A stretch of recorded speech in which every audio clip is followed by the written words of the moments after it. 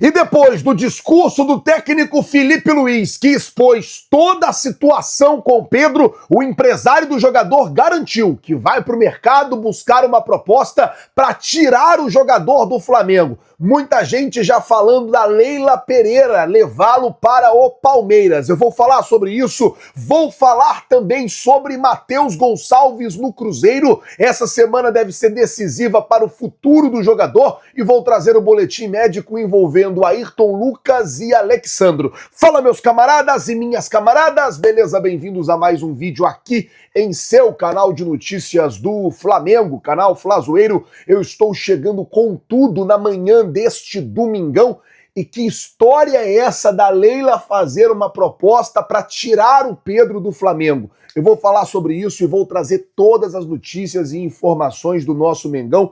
Mas antes de qualquer coisa, gente, eu queria pedir a você que não é inscrito no canal, meus amigos, minhas amigas, você não paga absolutamente nada por isso, é de graça. Agradecer, ontem nós chegamos à incrível marca de 2.490.000 inscritos, estamos quase chegando ali em 2,5 milhões, mas eu queria pedir, você que ainda não se inscreveu, se inscreve aí no canal, acione o sino da notificação, deixa aí o seu like, isso ajude muito no nosso trabalho, ajude muito no nosso crescimento. E como eu sempre digo aqui, gente, é muito importante para nós. Se você não é inscrito, se inscreve no canal, acione o sino da notificação e deixa o seu like, beleza? Ontem o Flamengo ganhou do São Paulo por 2-0 no Maracanã e durante a partida, o Flamengo acabou perdendo 2 jogadores, né? O Ayrton Lucas, que saiu ali no segundo tempo, e o Alexandro, que saiu aos 7 minutos do primeiro tempo. O Alexandro foi o seguinte, ele sentiu a coxa, e o Ayrton Lucas, numa dividida, tomou um corte na canela, meu amigo, de 8 centímetros, e o corte ficou profundo a ponto de aparecer o osso do jogador. O Flamengo soltou um boletim médico explicando a situação de ambos os atletas. Alexandro, o jogador, sentiu dores no músculo posterior da coxa esquerda ainda no primeiro tempo, de Flamengo 2, São Paulo 0, e será submetido a exames de ressonância magnética nesse domingo, ou seja, hoje, dia 13, o jogador vai fazer exame. Ayrton Lucas foi o seguinte, o lateral esquerdo sofreu um trauma direto na perna esquerda durante o segundo tempo, na vitória de 2-0 sobre o São Paulo. Resultado de uma lesão corto-cuntosa, de aproximadamente 8 centímetros. Corto-cuntosa, vou falar aqui o português, claro, um corte. 8 centímetros. O jogador recebeu anestesia local ainda no vestiário, onde o médico do Flamengo, o Dr. Fernando Sasaki, realizou uma limpeza e exploração inicial da ferida. Constatada a exposição óssea, foi feito um curativo em que, em seguida, o atleta foi encaminhado para um exame de raio-x que descartou fratura na região. Ayrton Lucas foi levado para o Hospital Barra d'Or, onde será submetido a um procedimento no centro, onde foi submetido a um procedimento no centro cirúrgico. O jogador permanecerá internado por no mínimo 48 horas para a administração de antibióticos e prevenção de infecções. Ou seja, deixa eu explicar a vocês. O que acontece é o seguinte, Ayrton Lucas tomou uma pancada, aquele corte, apareceu o osso. Foi pro vestiário, anestesia local, curativo, hospital, raio-x. Tem fratura? Não. Beleza, vai ter que fazer dar ponto, né? Vamos falar português claro. Só como o corte foi muito profundo, chegar a aparecer o osso na canela, esse procedimento vai ser feito no centro cirúrgico e logo depois ele vai ficar ali internado pelo menos por 48 horas para evitar infecção ou qualquer outra coisa, qualquer piora nesse machucado. Bom, pronto, falei o português claro. Bom, deixa eu mudar de assunto aqui agora, falar sobre a situação de Matheus Gonçalves, antes de eu entrar no assunto Pedro, porque já está se falando nos corredores do Flamengo a possibilidade do Flamengo ter desistido da negociação do Matheus Gonçalves para o Cruzeiro. Os empresários do jogador e o jogador tratam a negociação como certa e a expectativa que o Matheus Gonçalves viaje para Belo Horizonte na próxima terça-feira. O que aconteceu foi o seguinte, o Flamengo se acertou com o Cruzeiro, ponto. O Cruzeiro correu atrás dos documentos, assinou a parte deles, o jogador assinou a parte deles, o documento está na mesa do presidente Luiz Eduardo Batista. E aí, o Flamengo não assinou o documento, mas oficialmente o Flamengo também não pegou o telefone e ligou lá para o Cruzeiro para avisar que desistiu do negócio. O Flamengo não fez isso.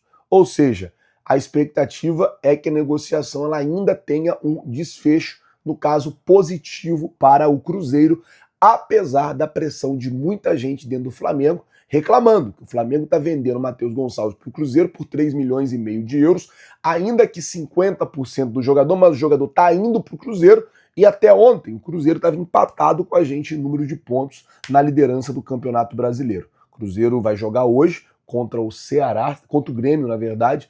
O Cruzeiro joga hoje contra o Grêmio e aí, se vencer o Grêmio, empata com a gente novamente em número de pontos. Vale lembrar que o Flamengo tem um jogo a menos. Por falar em empatar com o número de pontos, o Flamengo é o líder do Campeonato Brasileiro e hoje o Flamengo tem 22 gols de saldo. O Flamengo, como líder do Brasileirão, tem 22 gols de saldo. Se você for igualar esse número, seria preciso juntar o saldo de Cruzeiro, Bragantino, Palmeiras, Bahia, Fluminense, todos os times que estão no G6 do Campeonato Brasileiro para poder igualar o saldo de gols do Flamengo, pelo menos até ontem, né, até essa 14ª, na verdade, rodada. O Flamengo deve né, 13ª, né, o Flamengo deve a 12ª rodada, que não jogou contra o... Não, é 13ª mesmo, porque o Flamengo jogou até a 12ª contra o Fortaleza, a 13ª seria contra o Sport, o Flamengo está devendo esse jogo, é o jogo que o Flamengo tem a menos. Então, até a 14ª rodada, o Flamengo tem 22 gols de saldo. Se você juntar todos os clubes que estão no G6, teria que somar o saldo de todos eles para poder bater o saldo do Flamengo. Bom, falar agora sobre a situação do Pedro. Gente, meu Deus do céu. Todo mundo viu o que aconteceu ontem. O técnico Felipe Luiz, ele falou que a atitude ou as atitudes do Pedro na última semana beira o ridículo. O técnico Felipe Luiz, ele falou a forma que o Pedro corre, a forma que o Pedro anda, o deboche do Pedro. O técnico Felipe Luiz, ele foi para a coletiva ontem e expôs tudo, toda uma situação. E meio que assim, cara, pelo que eu entendi, tá? O Felipe Luiz já tinha conversado, já tinha trocado ideia, já tinha chamado, já tinha meio que tentado de tudo com o cara e o cara meio que apertou o botão e não quer mais saber. O Felipe Luiz chegou a dizer que o Pedro tem os piores números dos treinos do Flamengo, que o Pedro não bate nenhuma meta no treino. Cara, assim, o Felipe Luiz, ele simplesmente expôs tudo, assim, que acontece com o jogador hoje dentro do Flamengo. Muita gente a favor do Felipe Luiz, muita gente contra o Felipe Luiz por tudo que ele falou. Inclusive, eu até queria perguntar a você, torcedor rubro-negro, sobre isso. Você é a favor ou contra o que o técnico Felipe Luiz fez ontem? Você concordou ou você discorda da atitude do treinador? Coloca nos comentários aí, eu quero saber a sua opinião. Mas, independente de qualquer coisa, o Felipe Luiz fez, assim, tudo o que precisava se fazer. Ou o que na cabeça dele precisava se fazer. Falou que o Pedro não treina bem, falou que os números do Pedro no GPS estão muito ruins, está abaixo de todo mundo, que ele está perdendo em números para todo mundo, e que a forma que ele anda, a forma que ele corre, o deboche, usou essas palavras, falou que as atitudes do jogador essa semana beira o ridículo e por conta disso ele trouxe aquilo ali e expôs. Pois bem, logo depois da entrevista coletiva do Felipe Luiz, veio a informação, foi até o Vene que postou, que o empresário do Pedro já estava garantindo que os empresários, ou um dos, né, vai para o mercado para buscar uma proposta e trazer para o Flamengo na ideia de tirar o jogador do Flamengo. Ou seja, os empresários do Pedro já estão se articulando para tirar o Pedro do Flamengo. Cara, eu entrei na rede social e muito palmeirense pedindo Pedro no Palmeiras. Deixa eu só explicar para vocês qual é a situação. Em 2022 ou 2023, 2022, na verdade, o que aconteceu foi que o Pedro estava no banco e a Leila ofereceu pelo Pedro no banco 120 milhões de reais. É um desejo, o Pedro sempre foi um desejo do técnico Abel Ferreira. Ponto. E a Leila, ela é apaixonada, eu posso dizer assim, vocês estão entendendo a maneira que eu estou dizendo, no futebol do Pedro.